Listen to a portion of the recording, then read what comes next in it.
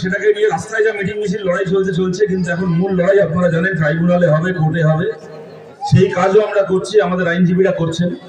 পার্টির পক্ষ থেকে উদ্যোগ নিয়ে যা করার চেষ্টা করার যা সুযোগ আছে আমরা করছি। এই এলাকাতেও যাদের যাদের নাম, যাদের যাদের অ্যাপিল এখন অব্দি ট্রাইব্যুনালে এখন অব্দি বকেয়া আছে, পেন্ডিং আছে, সেই কাগজ, সেই ডকুমেন্ট নিয়ে আমাদের দিক থেকে আদালতের মাধ্যমে যতটা তদবির করা সম্ভব, যত তাড়াতাড়ি করা সম্ভব আমরা চেষ্টা করছি। সেই প্রসঙ্গে আমি আসছি। আমি তার আগে খুব সংক্ষেপে, আমি বেশি সময় নেব না। এমনি যে আকাশের অবস্থা, যে কোনো সময় এখন বৃষ্টির দিন চলছে, যে কোনো সময় বৃষ্টি আসতে পারে। আপনারা অনেকক্ষণ ধরে এখানে দাঁড়িয়ে আছেন, সবাই এখানে উপস্থিত আছেন, এই গরমের মধ্যে ভিড় করে সবাই এখানে আছেন। আমি খুব বেশি সময় নিচ্ছি না, আমি খুব সংক্ষেপে দু একটা কথা বলছি। দেখুন, আমরা চিরকাল বলেছিলাম যে তৃণমূল কংগ্রেস কেউ ভালোবেসে করে না।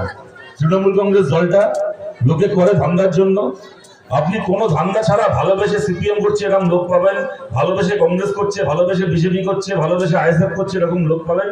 দু পয়সা মালকামরা ধান্দা ছাড়া তৃণমূল করছে, এত বড় মহাপুরুষ আমার জীবনে আমি আজ অব্দি কোনোদিন দেখিনি। আমার ধারণা আপনারাও দেখেননি। আমরা জানতাম যেদিন এদের সরকার চলে যাবে, এদের ধান্দা গুছিয়ে নেওয়ার জায়গা থাকবে না, সেদিন এদের পার্টি উঠে যাবে। আমরা জানতাম, কিন্তু এত তাড়াতাড়ি উঠে যাবে তো আমরাও বলার সময় ভাবিনি। আমাদের আমল থেকে কোনো ভোটের গালি উঠতে পারলো না, তার আগে তৃণমূল কংগ্রেস দলটা উঠে গেল। আর যারা এই সমস্ত এলাকাতে গত বিধানসভায়, মাঝখানে লোকসভায়, তার আগের বিধানসভায়,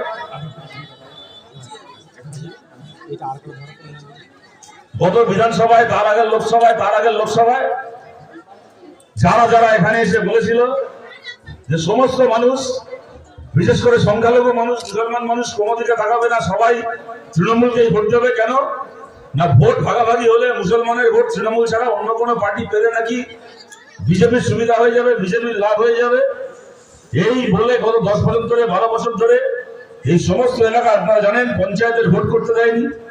আমাদের একটার পর একটা পার্টি অফিস দখল করেছে, মিথ্যে মামলায় আমাদের নেতাদেরকে গ্রেপ্তার করেছে, জেল খাটিয়েছে, আমাদের কমরেডদেরকে খুন হতে হয়েছে। সবকিছু করেছে, খালি একটাই অজুহাত, দেখি সবকিছু করে তারপরে বলেছে এগুলো আমরা কেন করছি। কেননা মুসলমান এলাকায় অন্য কোনো পার্টিকে থাকতে দেওয়া যাবে না। সিপিএম থাকলে, কংগ্রেস থাকলে ভোট ভাগাভাগি হলে বিজেপির সুবিধা হয়ে যাবে।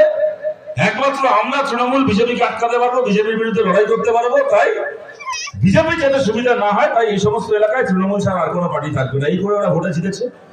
ভোটে জিতে কি হয়েছে আজকে দেখলেন বিজেপির সুবিধাটা কে করছে। আজকে বাংলার দিকে তাকিয়ে দেখুন, পশ্চিমবাংলায় বিজেপির সুবিধা কে করছে। যে প্রতিমা মণ্ডল, যে নীলিমা মিস্ত্রি এখানে এইসব এসে এই সমস্ত ভোটে এইসব গল্প শুনিয়ে বিজেপিকে আটকানোর নাম করে